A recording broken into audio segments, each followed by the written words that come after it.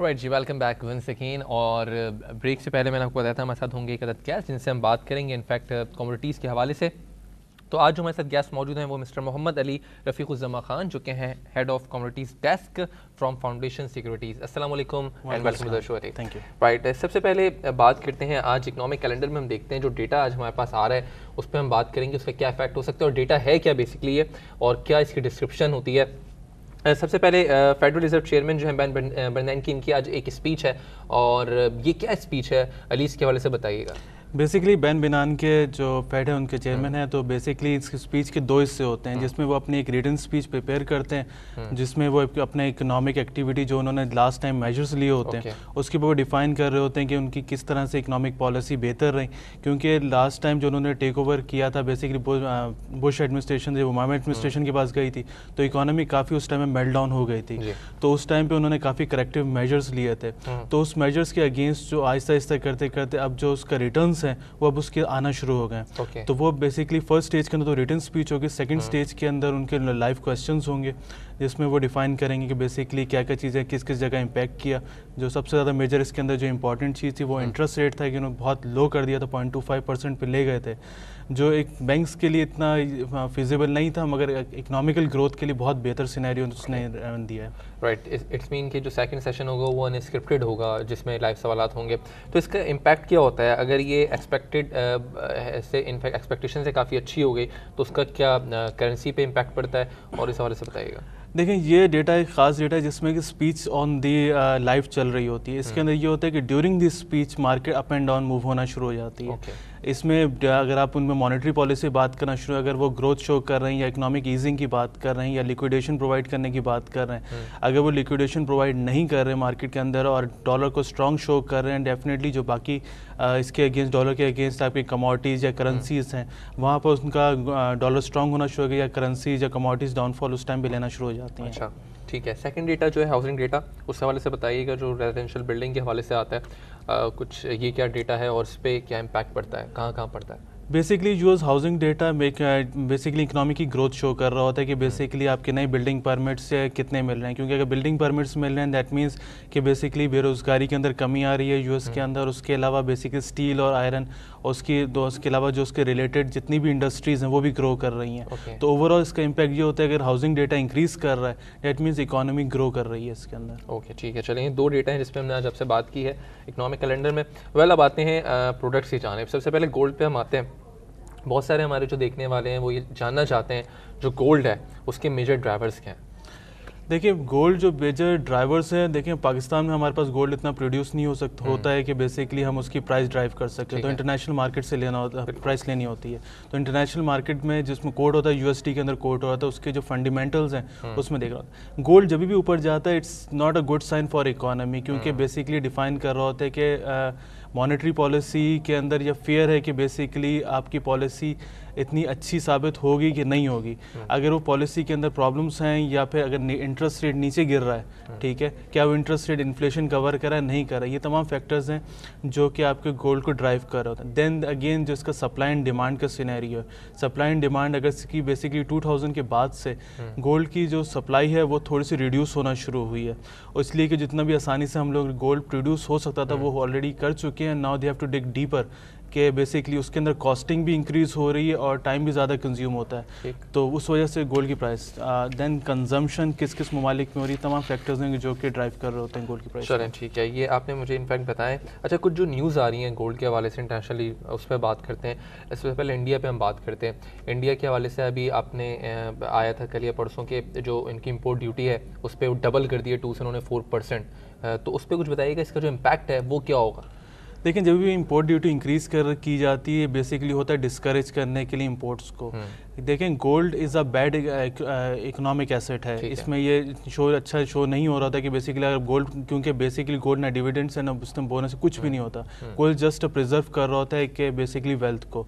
उसके हिसाब से अगर उन्होंने वो की है तो बेसिकली वो अपने इम्पोर्ट्स है वो रिड्यूस करना चाह रहे हैं और बेसिकली जो उनका जो पैसा है जो उनकी अपनी इकोनॉमी है वो चाह रहे हैं कि वो फंड्स जो हैं वो दूसरी इंडस्ट्रीज़ के अंदर यूटिलाइज हो। इस वजह से वो बेसिकली चाह रहे हैं कि अल्टरनेटिव मेजर के तौर पे गोल्ड से पैसा निकला, बाकी बिजनेस की तरफ बढ़े पैसा। ठीक है, तो वैसे गोल्ड के मेजर प्रोड्यूसर्स कौन कौन से कंट्रीज? गोल्ड के जो मेजर प्रोड्यूसर सबसे जो मेजर है वो साउथ अफ्रीका है, उसके बाद जो आते हैं वो चाइना, अमेरिका है, ऑस्ट्रेलिया है, पेरू है, इंडोनेशिया है, ये ममालिक हैं जहाँ गोल्ड प्रोड्यूस होता है। ठीक है, चलें, ये आपने बता दिया गोल्ड के इंपोर्ट ड्यूटी के हवाले से। इसके अलावा मजीद अगर मैं गोल्ड का आपसे आउटलुक पूछता हूँ 2012 में, तो क्या आपको नज़र आ रहा है?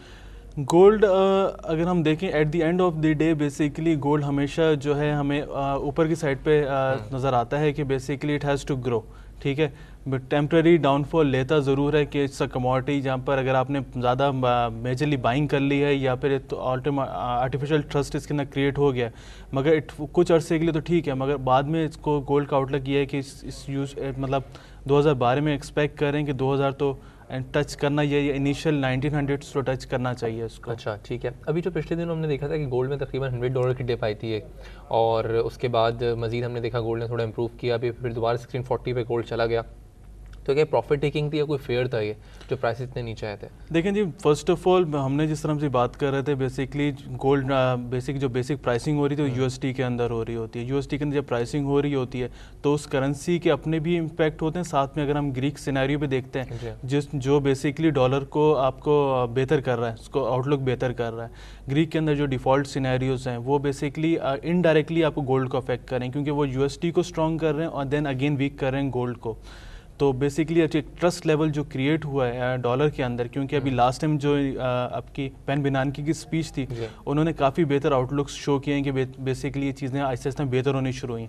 इस वजह से जो है अब बेसिकली थोड़ा सा गोल्ड ने डिप लिया था, मगर अब उन्होंने अब ये चीज़ें सारी बताई हैं, उसके बेसिक जो रिटर्न्स हैं वो आहिस्ता आहिस्ता आने में, उस आने में कितना टाइम लगता है, क्या वो उतने ही रिटर्न्स आते हैं कि नहीं आते, ये मेजर फैक्टर है कि जो कि गोल्ड की प्राइसेस को कभी डाउन करता है कभी अप करता है। तो गोल्ड में इस वक्त क्या आपके ख्याल में जो मज़ीद आप देख रहे हैं कि गोल्ड को डिप होता हुआ आपको नज़र आ रहा है इस वक्त, क्योंकि यूएस की अगर हम बात करते हैं तो इकोनॉमी वहाँ पे बड़े अच्छे नंबर्स अभी पिछले दिनों शोज़ किए गए हैं, और फिर डॉलर को भी आप देख रहे हैं कि उसने इनफैक्ट अप्रिशिएट किया है, तो अब क्या आपको टेम्प्रेरी जो है गोल्ड मज़ीद यहाँ से नीचे आता हुआ नज़र आ रहा है क्या?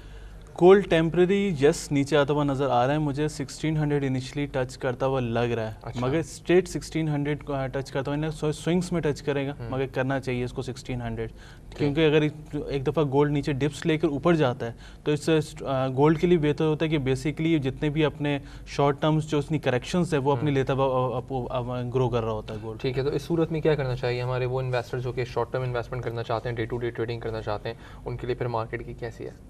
देखिए, हमारे पास शॉर्ट टर्म इन्वेस्टर्स से एक तो हमारे पास लिवरेज इन्वेस्टर्स होते हैं, ठीक है, और एक हमारे पास एक फिजिकल इन्वेस्टर्स होते हैं। लिवरेज इन्वेस्टर्स बेसिकली हर स्विंग से जो है बेनिफिट उठा सकते हैं कि गोल्ड नीचे गिर रहा है तो they can always short cell या सेल करके आप काम वो कर सकते हैं। मगर अगर आपने फिजिकल आप बाइंग कर रहे हैं गोल्ड को, तो जब भी प्राइस डिप ले रही है तो बेहतर होता है कि या तो आप गोल्ड सेल कर दें, ठीक है, और सबसे बेहतरीन ये होता है कि आप गोल्ड अगर आपने तकरीबन 10 तोले भी ख़रीदना है तो डोंट मतलब एक ही प्राइस पे नहीं ख़रीदें, कुछ महंगा ख़रीदें, कुछ मिड प्राइस पे ख़रीदें। तो इस तरीके से मुख्तलिफ प्राइसेस की वो अपना पोर्टफोलियो बिल्ड करें, एक साथ जाकर नहीं परचेज करें। ठीक है, जिनको लॉन्ग टर्म पोजीशंस लेनी है गोल्ड के लिए वो क्या वेट करें या आपके ख्याल में बाइंग जो फिजिकली वो करते रहें? फिजिकली थोड़ा थोड़ा बाइंग करते रहें, at the end of the day जब वो उसके एवरेज निकालेंगे तो काफ़ी बेहतर उनको आउटलुक मिलेगा बनस्बत एक प्राइस पे बाइंग करेंगे। आपको ये नहीं पता चल सकता हमें कि बेसिकली रॉक बॉटम क्या है और प्राइस क्या स्विंग करेगी, तो बेहतर है कि हर प्राइस के ऊपर कुछ ना कुछ आप थोड़ा बहुत परचेज कर लिया, मार्केट डे पे थोड़ा सा बेच दिया, फिर लोअर प्राइस के परचेज की, इसी तरह पोर्टफोलियो बिल्ड करें। ठीक है, चलें ऑयल पे हम कुछ बात करते हैं, और ऑयल के वाले से मैं आपसे सबसे पहले ये जानना चाहूँगा कि हमने देखा है कि ईरान का जिस वक्त टेंशन चल रही है ऑयल की, पहले उस टेंशन पे हम बात करते हैं। आपको क्या नज़र आ रहा है कि क्योंकि जो ईरान का हवाले से भी कहा गया था 50% से जो उसकी एक्सपोर्ट्स हैं वो डाउन होती हुई इस साल के मिड में नज़र आएंगी, तो क्या आपको इम्पैक्ट लग रहा है ऑयल प्राइसेस पर ईरान की? अगर खुदा न खास्ता अटैक होता है ईरान के ऊपर, अगर अमेरिका कुछ ऐसा सीन करता है तो क्या उसका इम्पैक्ट है ऑयल प्राइसेस के ऊपर? देखें जी, जब भी हम ईरान की बात करते हैं it's a political scenario more than basically बाकी चीज़ों के। इसके अंदर ये हम लोग मेजरली फेल्ट करते हैं कि बेसिकली ईरान के अंदर internationally 20% of world oil production Iran produce कर रहा है। देन अगेन अगर ईरान की प्रोडक्शन रोकी जाती है और उसको इंटरनेशनल मार्केट्स में तेल बेचने से रोका जाता है, then what alternatives do we have got. Libyan oil भी मार्केट के अंदर अब आना शुरू हो गया। सऊदी अरेबिया ने कहा कि बेसिकली वो जितना भी शॉर्टफॉल है वो भी पूरा करेंगे। उसके अलावा इराक भी है, तो ये तमाम कंट्रीज मिलके तमाम प्रोडक्शंस पूरी कर सकते हैं। तो जस्ट ऑयल प्राइसेस थोड़ी सी इंक्रीज होंगी, मगर इतना ज़्यादा इसमें मेजरली इफेक्ट नहीं करेगा। ओके, ठीक है।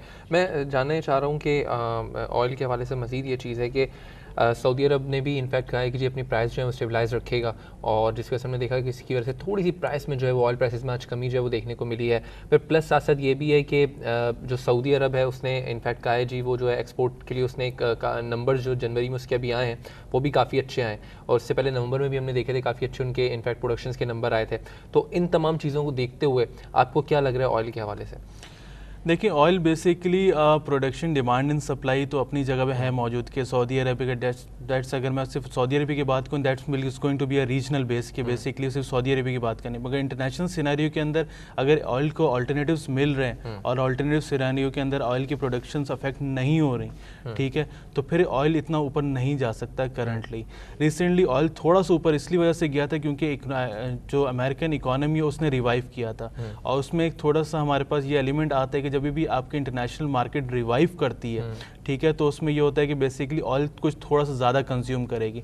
मगर सिर्फ जो OECD जो है, दूसरे जो ममालिक कंज्यूमर्स हैं जो 53% यूज़ करते हैं, जिसमें आपका अमेरिका और बाकी यूरोपियन कंट्रीज़ और जापान वगैरह आते हैं, इसमें हमने दूसरा अगर हम एंड देखें तो इसमें आपके यूरोपियन यूनियन आता है, जहाँ उनका बेसिकली इकोनॉमी ग्रीस की वजह से डाउनफॉल हो रहा है। तो एक साइड से अप हो रहा है, एक साइड से डाउन हो रहा है, तो इट्स जस्ट एन इक्विलिब्रियम जहाँ पर अभी स्टे करेगा ऑयल। ठीक है, स्टे करेगा ऑयल। लेकिन दो तीन बातें और मेरे जहन में ऑयल के हवाले से। एक तो ये भी है कि अमेरिका ने जो रिस्ट्रिक्ट किया इंडिया को ऑयल के हवाले से, और जो उनकी रिफाइनरीज़ हैं उनको उन्होंने टाइम लिया, जी हमें 1-2 महीने का टाइम दिया जाए, जो नया कॉन्ट्रैक्ट होगा फिर हम देखेंगे।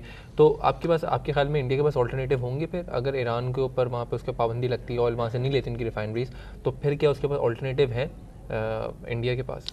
देखिए जी, ऑल्टरनेटिव्स तमाम कंट्रीज़ के पास होता है मौजूद, ये नहीं है, मगर ये सबसे ज़्यादा इंपॉर्टेंट ये चीज़ होती है कि the cost of that alternative, ठीक है, एट व्हाट टाइम जो ऑल्टरनेटिव को वो मेन जो पाइपलाइन के अंदर उसको फ्यूल इन कर सकते हैं, ये मेजर फैक्टर्स हैं। क्या वो पॉलिसी इंप्लीमेंट करना अलग चीज़ है, मगर they can not stop basically oil flowing in there, मतलब उसको आप रोक नहीं सकते क्योंकि वरना इकोनॉमी फ्रीज डाउन हो जाएगी।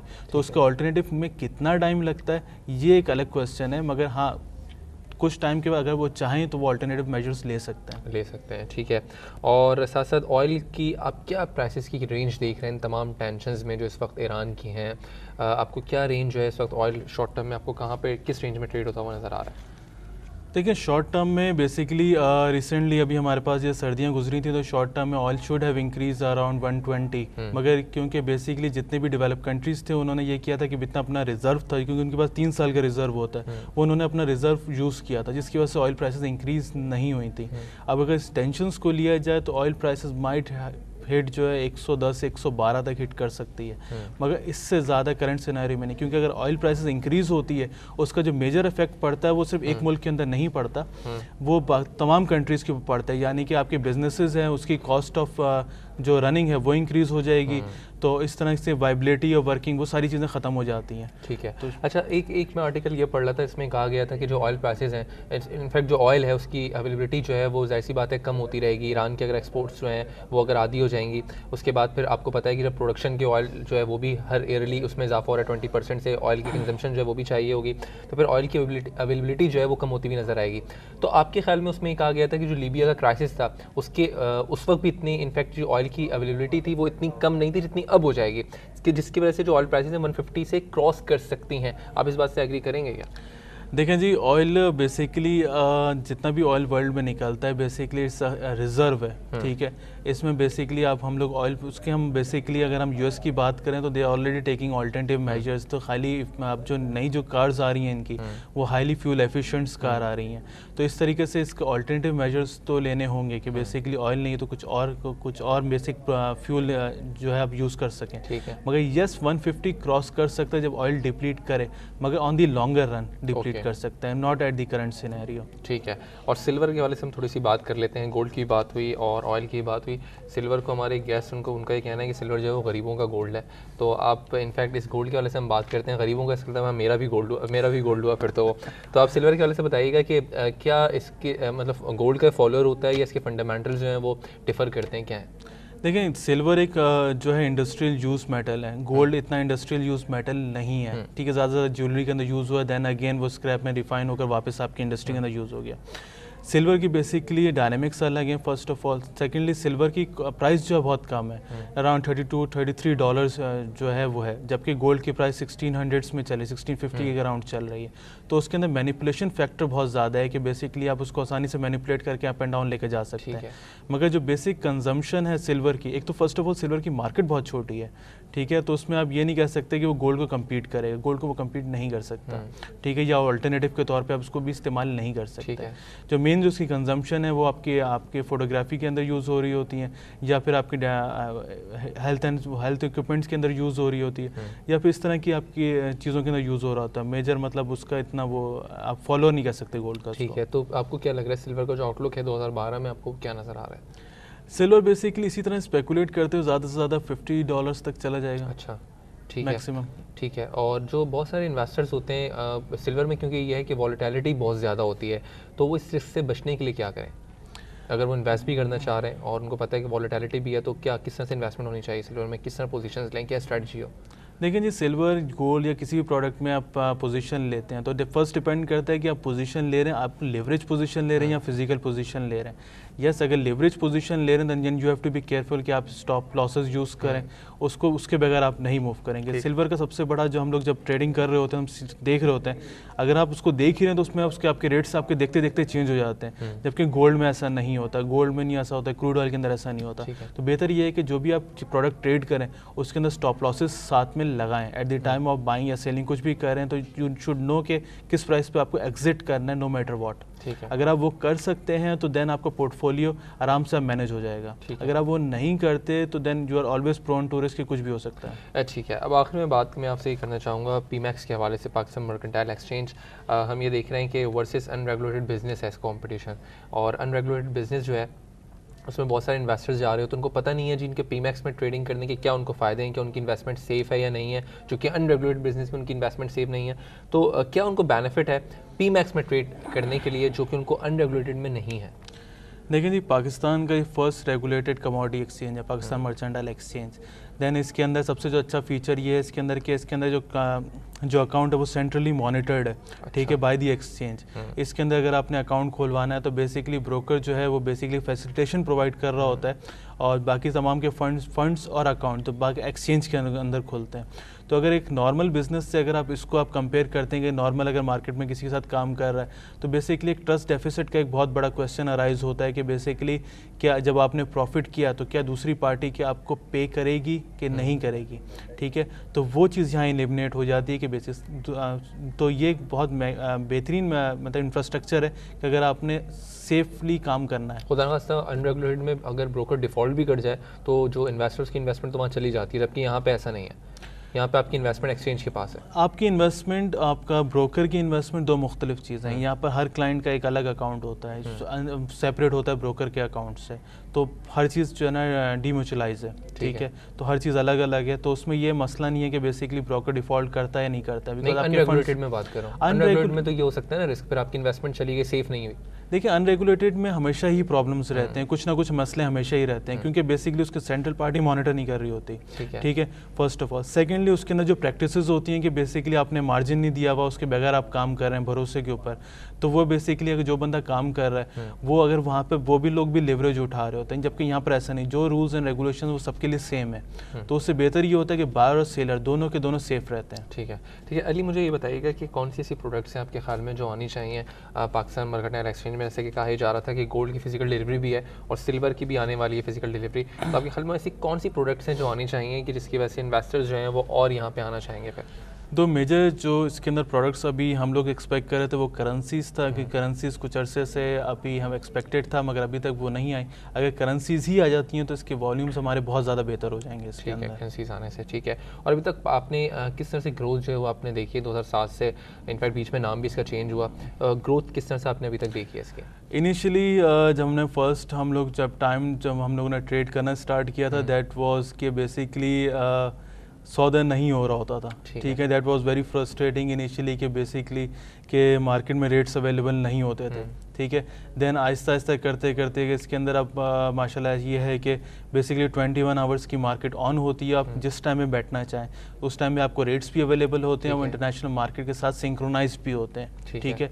तो उसके हिसाब से अगर आप देखें जब आपको एक बेसिक लिक्विडिटी जब आपको मिल जाती है उसके बाद ग्रोथ का मसला नहीं रहता। तो ग्रोथ बहुत बेहतर हो चुकी है और कई टाइम्स अब इंक्रीज़ हो चुकी है। समटाइम्स ये होता है कि हम लोग कभी कभी ये होता है कि स्टॉक्स के वॉल्यूम्स भी बीट कर जाते हैं। उसकी बेसिक वजह ये होती है कि हमारी लिक्विडेशन आसान है, ठीक है। तो ये मेजर फैक्टर है यहाँ पर। ठीक है। और लेवरेज पे हम कुछ बात करते हैं कि लेवरेज के वजह से आप कुछ बताइएगा। सबसे पहले बहुत सारे लोग जो हैं उस पर काम तो करते हैं, कहते हैं जी चलो अगर मेरे पास 50,000 रुपये हैं तो मैं ले लेता हूँ, 50,000 का मैं 2.5 लाख का सोना ले लूँगा। लेकिन उस पर जो रिस्क आता है लोगों को, खुदा न खास्ता बाद में फिर जो चक्कर लग रहे होते हैं फिर हॉस्पिटल के, तो इस चीज़ से बचने के लिए जो खुदा न खास्ता जो इतना बड़ा रिस्क होता है कि लोग 50,000 इन्वेस्ट करके कहते हैं जी चलो हम 2 लाख रुपये का सोना ले लेंगे, वो तो ले लिया, ऊपर नीचे हुआ, तो जो रिस्क आता है उससे किस तरह बचें, किस तरह से अपनी इन्वेस्टमेंट को वो यहाँ पर आएँ और करें, इस हवाले से कुछ एडवाइस कीजिएगा।